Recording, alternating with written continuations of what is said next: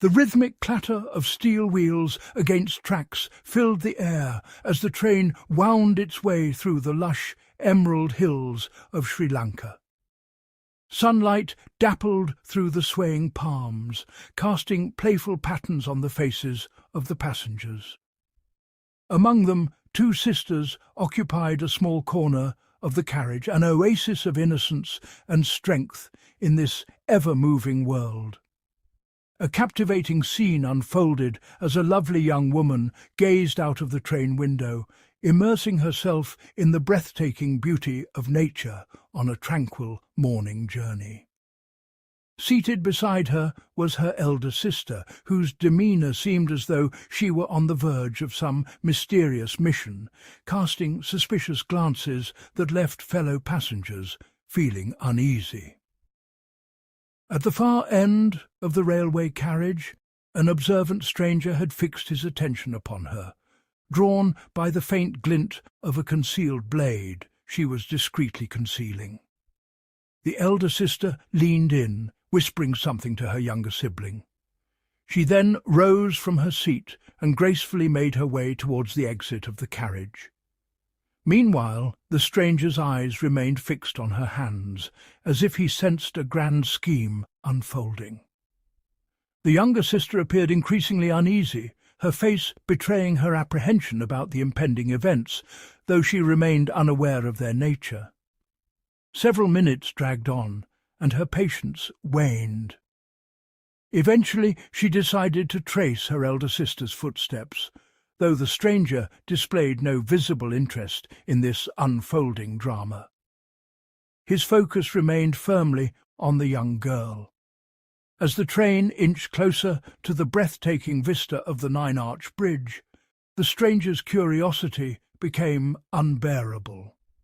He couldn't resist following the trail of the two sisters, passing through the carriages until he reached the last one. There, a group of menacing figures had seized the young girl, attempting to forcibly eject her. The stranger swiftly concealed himself, his attention fixed firmly on the unfolding situation.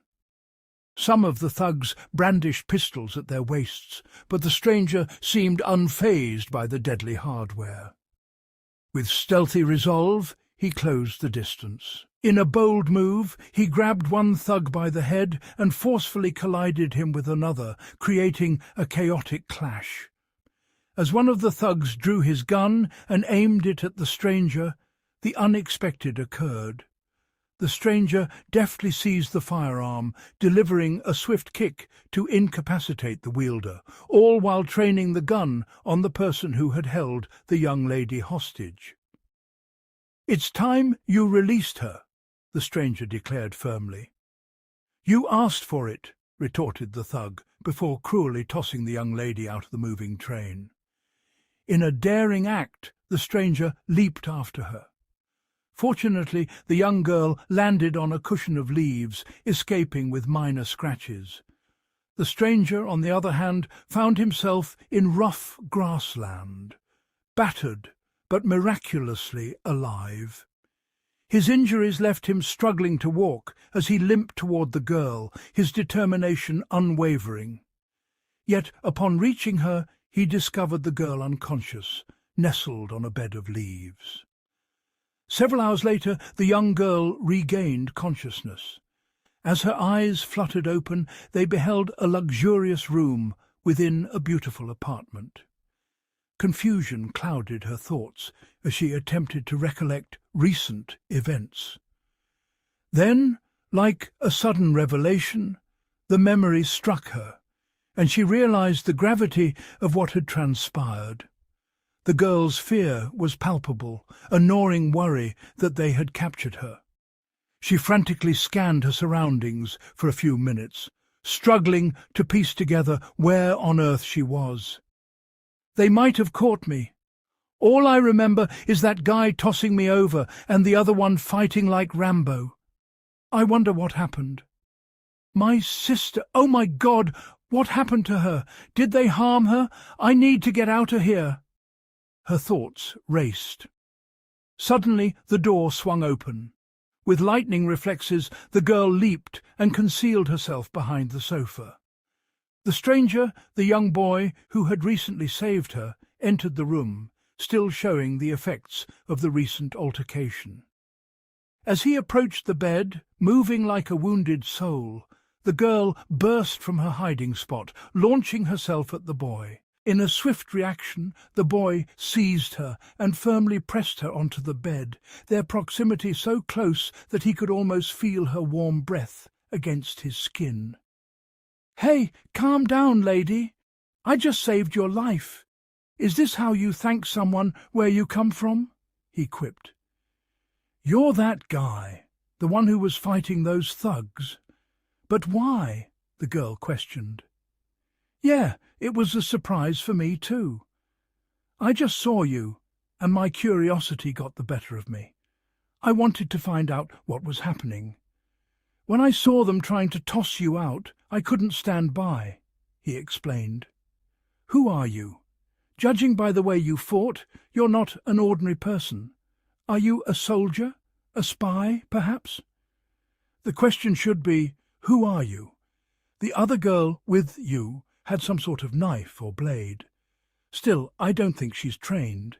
You aren't, so it's time to explain what you were doing. I can't just tell you everything. How can I trust a stranger? A stranger who risked his life to save yours.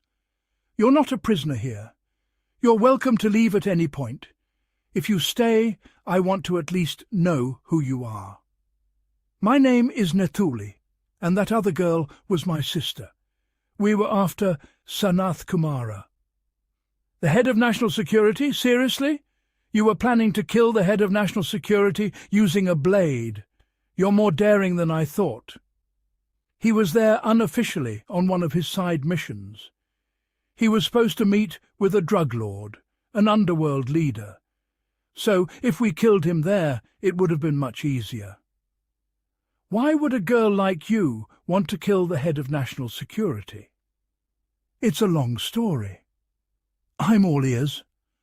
"My father was a secret agent. He worked for a secret service in Sri Lanka. He never told us anything about it. Then, one day, we were on a trip to Gale. While my sister and I went to the ice cream truck to get some ice cream, they were murdered. Our aunt took care of us. My sister never gave up on finding the murderers, even when the law did. Later on, she came to me and showed me a video, a CCTV footage of my father working in a secret lab. Later, we found out they were building a weapon there, a weapon that could hack into any system in the world. Nexus Predator. You know about it? Anyway, it was controlled by 3 biometric keys. My father hid the 3rd key after he found out another organization called Snakey was trying to steal it, and there were traitors in his organization. When he refused to give up the key, they murdered him. Now they're looking for the 3rd key. All they know is it was in the possession of some assassin named Zero. Since then, we've been hunting down everyone responsible for the murder. They think Zero is the key. In his name, we did all of this. What do you think if he finds out about this?" "Who? Zero? I don't think he's even in the country or interested in this. Otherwise, he would have shown up." Suddenly, a siren pierced the air. "We're no longer safe here. The police are undoubtedly searching for us," he cautioned. "What are we supposed to do?" she asked anxiously. "All we can do is hide. The police themselves aren't dangerous, but what comes after them is," he replied cryptically. "What?" She pressed for more information. "Listen carefully. I don't have the time or the desire to explain everything. What's done is done. Forget everything and go to your aunt's house. We've never met, understood?" he urged urgently. "What?" Her confusion deepened. "I'm not like you. I'm not an ordinary person. You might call me a ghost. So we've never crossed paths. Once they realize I was here, they won't come after you. Just seize the opportunity and escape when you can." The stranger boy retrieved his jacket and prepared to leave. "At least tell me your name," she implored. He mounted his bike, gazing at Nethuli, and finally revealed, "I have many names. You might call me Zero." She believed this marked the end of her adventure, yet little did she know. It was merely the inception of a new one.